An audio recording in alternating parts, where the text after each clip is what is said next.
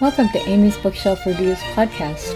Sit back and listen to interviews, discussion about books, and anything else literary. There's always something or someone new on the show. Good evening, listeners. I'm Amy, and welcome to Amy's Bookshelf Reviews podcast. Today, we're joined by an author. Please introduce yourself and let the audience know how they can connect with you. My name is James Byron Huggins. I've written 13 bestsellers, mostly in the horror genre. And if anyone wants to connect with me, the best method of doing that is through Wild Blue Publishing, which is currently my publisher, or my agent, Chip McGregor. And he's in the book. You can find him. And those are the best two ways of finding me because I move around a lot. Oh, And I'm not often home, you know. well, at least you have somebody that can do that for you and take care of all your millions of fan mail. And I must say, I am also a huge fan of Well, your work. I have to return that because I've been a huge fan of your reviews. Sometimes your reviews are better than the book. Well, thank you very much. I do my best to kind of like, I don't know, I want to um, do more than just say, oh, yeah, this was good or this is bad, and I don't do that. I don't give anything less than 3 stars. You But remind me of writers back in the days, Edgar Allan Poe. Edgar Allan Poe was a fantastic reviewer of books. In fact, he was as famous for his reviews as the writers were for the book itself. And back then, reviewing was an art. It was an art form. right, You took where the writer was in the book, and you enhanced upon it. You built upon it. Uh, you analyzed it in a way that shed new light that the author himself might have missed when he created the book. And over time, book reviewers changed their style to be right. more uh, formulaic, But back in the day, I mean, book review was a writing a book review was an art form, and you remind me of that. Well, thank you very much. I really appreciate that. That is really nice of you to say. So, you have, um, what is it? The Hunter series. There's 3 books now. There's 3 books now. There's Hunter. The second book is Hunter's Moon, and then the third book is Last Hunt. And Last Hunt is scheduled to be released October 28th. For some reason, Amazon has it as December 30th, but that's an Amazon thing. Yeah. Wild Blue is releasing uh, Last Hunt on October 28th, and Hunter's Moon is already out. Hunter's Moon has been out for about 4 weeks. Yeah, yeah, I saw that. I ordered all 3 books, so I'm very anxious to read them. Um, actually, I think I read Hunter's Moon recently, and I have to go back and I have to read Hunter, but definitely, and of course, you'll definitely get reviews after I read those work. So, when did you start writing? Oh, I started writing as soon as I learned how to write. That sounds like me. Yeah, I mean, we're both the same. Uh, Writing is our life, Yeah, and stories and uh, just, the people with a vivid imagination, when they read a book, they can be there in their mind. yeah, You can be in uh, ancient Palestine, You could be in prehistoric Siberia. You can be anywhere at any time. And if like you can read a book and you are literally in that room, right? When you Yeah. read it. Yeah, exactly. When I read Sherlock Holmes, sometimes uh uh Arthur Conan Doyle, I'll when he describes Holmes being caged up in his office, a smoke filled office with maps all over the table. Watson comes in and one scene and says, "Good Lord, Holmes!" And he opens a uh, window and he's trying to get smoke out, and he says, "What have you been doing?" And Holmes says, "I've been in the moors of England." Because in Holmes' mind, that's where he was, you know, Right. with his vivid imagination, the maps, uh, and good readers, people who love to read, have that gift, that imagination. They can almost smell it, when they're reading it. Yeah, that's true. If yeah, if you are a good reader and you're reading something that was is well told, or basically I like the books that I instead of a storyteller, a story shower. So you are showing us, not just telling the reader what's going on, but you're showing it and you can visualize that. I'm a very visual person, but on one side of creativity and then on the other side it's like logic and all that stuff. But it seems to help me kind of combine the two. I recently just switched my genre, so I'm writing my second nonfiction historical local historical book. Um, and I wrote one. Well, I published it in 2024, and it had a really good following because it's for local. And then now I'm working on something else, but it I'm just kind of like as I get older, I'm finding more things that I'm interested in and I want to write about. Well, I mean, that's a good thing, don't you think?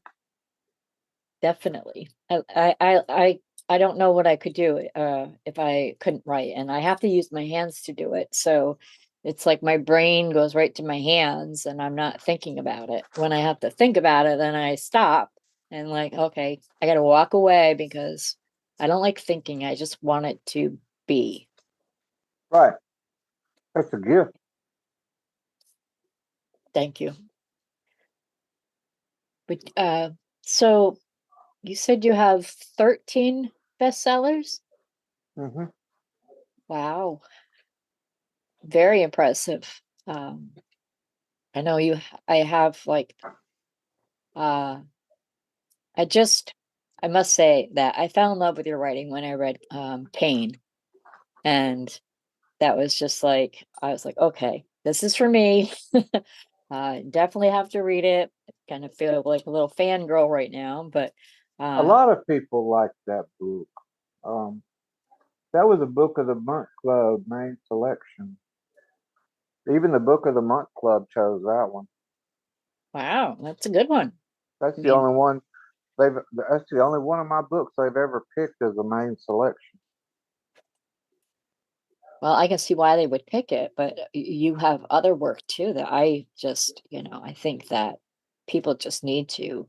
I mean, obviously it's bestseller, so you're getting your readers, but it's just Well,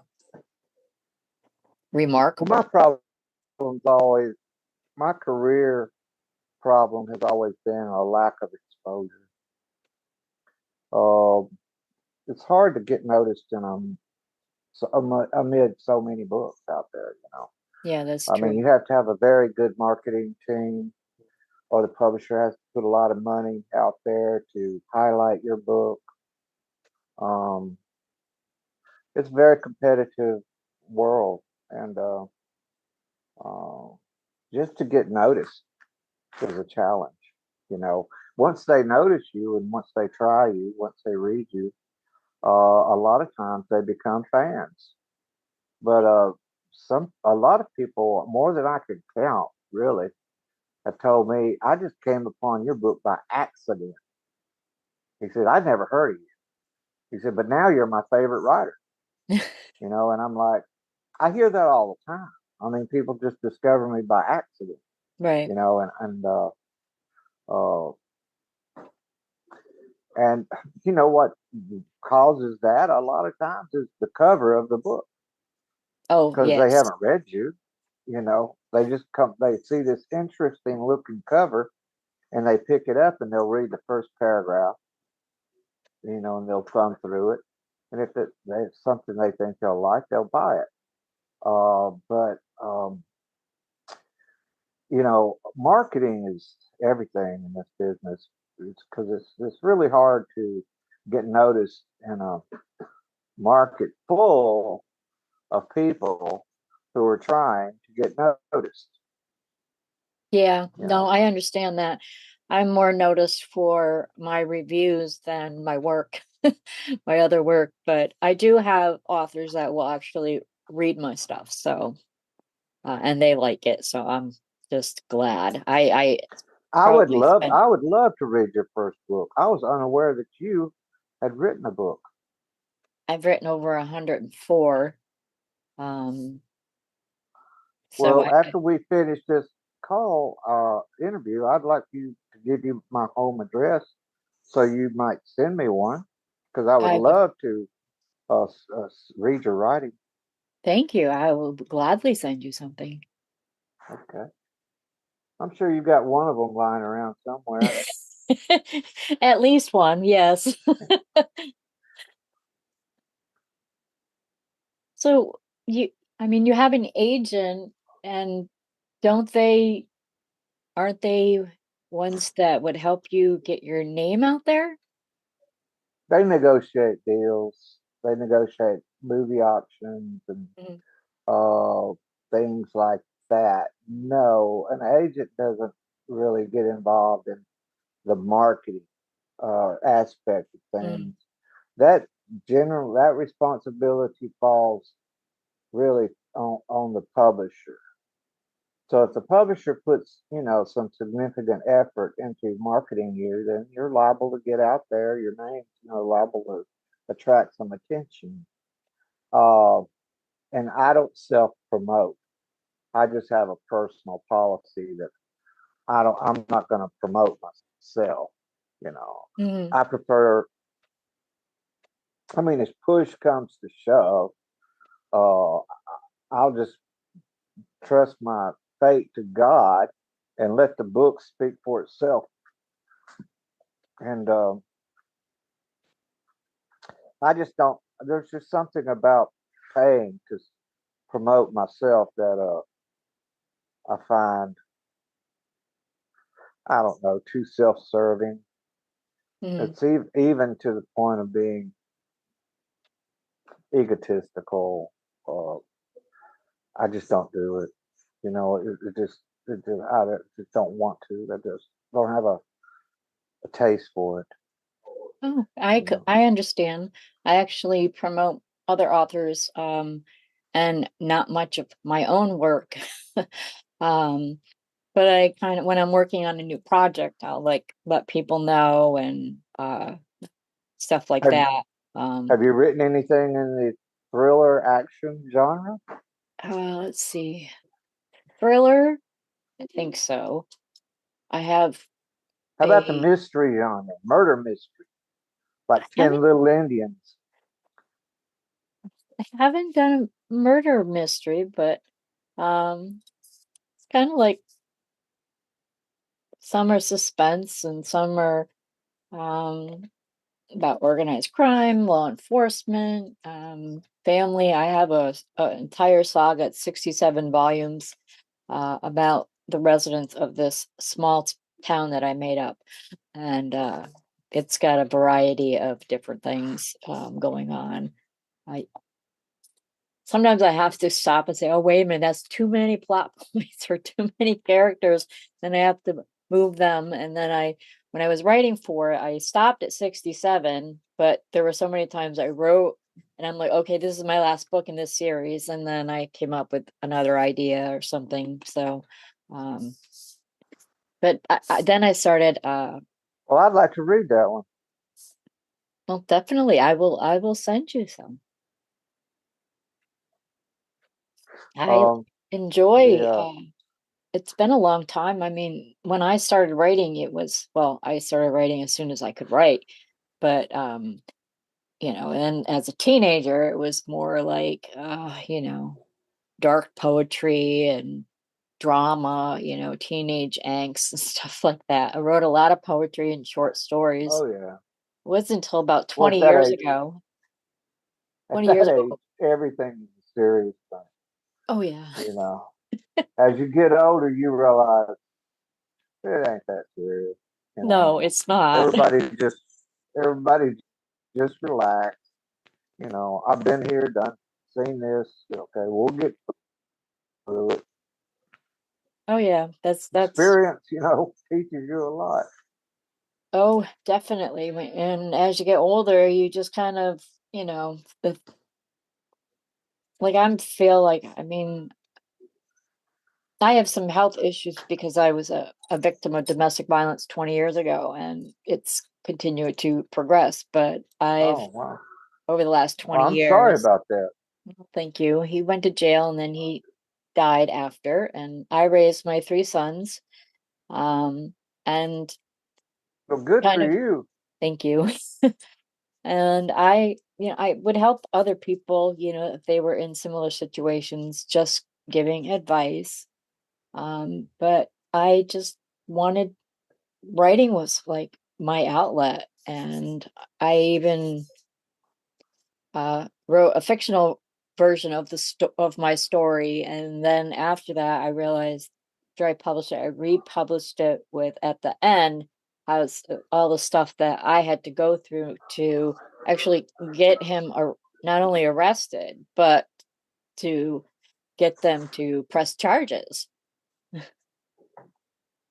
Huh. Well, I'm glad you came out of that as well as you did. Thank you. A lot of people never emerge from a trauma like that, Yeah. And I'm glad that I have, and like you I seem said, to have come out of it, intact. yeah, I'm all together. My brain works differently, but that's okay. It never was normal anyway. So, Well, I've got some PTSD from the war, but I deal with it. Just you know, yeah, I just accept it and keep going. that's what I do too. I have PTSD from that too. Um, and I have a neurological disorder that just gets worse and worse, but um, I just keep moving. If I wake up in the morning, it's a good day. That's what doctors are for. Yep. I just I keep, love your little turtle on your shirt. oh, thank you. I'm a big That's turtle fan. I actually that's have, cute. thank you. I do have a red-eared slider turtle. Her name is Stanley.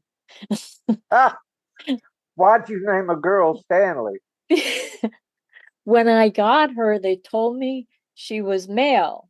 And then I named her Stanley after Stan Lee because I'm a big nerd. And Oh, um, I love Stan Lee. oh, Did you know Stan Lee single handedly invented Spider Man? yes, I did. It was amazing. And I loved all Somebody his some cameos. He also invented Daredevil. Yep. Somebody had said to him, why don't you invent a handicapped superhero? And Stan Lee said, well, that's a good idea. There's no such thing as a handicapped superhero. Right. So we invented Daredevil, who is blind. Yep. I like Daredevil. So I like both Who sides, is handicapped, DC but he gave and him quote unquote man yeah. without fear. Yep. Yeah. I just love the, DC and Marvel and Star Trek. Well, But I'm a big Batman fan, always have been. And I think the Batman with Robert Patterson. the best Batman yet. That is pretty good. Yeah, yeah. Maybe the first one with Michael Keaton, and Jack Nicholson. That was pretty good too. Jack Nicholson really stole that movie. Oh, yeah, definitely. Yeah. Yeah. Michael Keaton tells a real funny story about Jack Nicholson and him getting ready, getting in costume, and getting their makeup on in the same trailer. They were sitting side by side, and Michael Keaton was intimidated by the bat suit. He was trying to figure out a way to how to make it work. And Jack Nicholson, he was an old pro by then. And Michael Keaton said, "How do we do this?" And Nicholson, Keaton said, Nicholson just laid back and said, "Kid, sometimes you just have to let the costume do the acting." Wow. I love Nicholson, so that is very cool. I didn't realize that, but I can just imagine how crazy everything is, especially with the Well, costumes I and think it makeup. sounds like something Nicholson would say, Oh because yeah. he was a genius, at what he did. You know, Oh, definitely. Rob Reiner tells a story of when they were filming A Few Good Men, that big speech by Nicholson at the end of the film, Mm. how Nicholson did that take 40 times in a row, and every time he did it differently than he did it the first time. And finally, Rob Reiner went up to him and said, "Jack, how do you do it? We've done this take 40 times, and every time you do it differently." And he said, "Kid, you got to understand, this is what I do. This is all I do, and I love doing it." And that was all. That's all he said. You know, That is he did. amazing, but it's I can see that because I love what I do. There are days that I don't want to it's like, oh, do I really have to get up? But then I have days where I can't get up. So, and that's when I realize how much like reading and doing reviews and writing and just kind of meeting authors, even if it's virtual across the globe. And I just love it. So, Yeah, I have those days myself. One day I got up when I was writing The Last Hunter, and I wrote, blank page. I mm, wrote the. I wrote the one word, the. And I stared at the page for an hour, and then I stared at the page for 3 hours. Finally, I got up, went and made myself a sandwich, uh, got myself a beer, uh, sat on the couch and watched the football game, took a walk around the block, came back and sat down at the computer again, and I just stared at that V. And then I just wrote, "Hell with it." And I turned the computer off. That was my day. That was my big day at the computer. The hell with it. well, sometimes that's just what you have to do, you know. But yes, I look forward to yeah, reading the new one that you have coming out, and of course, once you write Last your Hunt, next if one. I may say so, Last Hunt is the best of the three. It's kind of like Lord of the Rings in a way. Fellowship of the Ring was good. The Two Towers was better, and then name was the King Returns or something like that. I can't remember, but I think the third book was the best book of the series, and same with Hunter. The first book is really very good, And then the second book is a little bit better, but the third book is by far the best one in the series. Great. I look forward to reading it. And I'll be the judge of which one's the best. No, I'm just kidding. Oh, I know. I know. And I always trust your judgment. Well, thank you very much. I do appreciate that. And I really enjoyed having you on my show today. And in the future, when you released your next one, I'd love to have you back. Oh I well, really we can get together after Last Hunt comes out. And you get a chance to read it and write your review on it. And, we'll do this again. I look forward to talking to you. I don't give very many interviews. I rarely give an interview, but I'll always give an interview to you. Well, thank you very much. So I'm just going to wrap up the show. If you wish for you or Let's your book to be on the show, go to okay. I'm sorry. amysbookshelfreviews.com/podcast. Thank you for listening. Be safe, be well, and always be kind. Tune in here again next week for another tantalizing discussion. Thank you for listening to Amy's Bookshelf Reviews podcast.